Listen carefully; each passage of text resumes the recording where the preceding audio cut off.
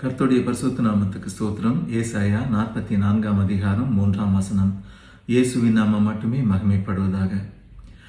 தாகமுள்ளவன் மேல் தண்ணீரையும் வறண்ட நிலத்தின் மேல் ஆறுகளையும் ஊற்றுவேன்.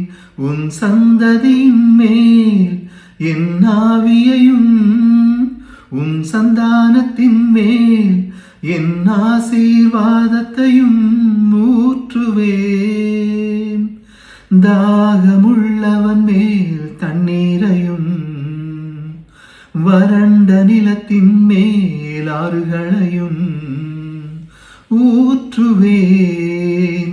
உன் சந்ததியின் மேல் என் ஆவியையும் உன் சந்தானத்தின் மேல் என் ஆசீர்வாதத்தையும் ஊற்றுவேன்.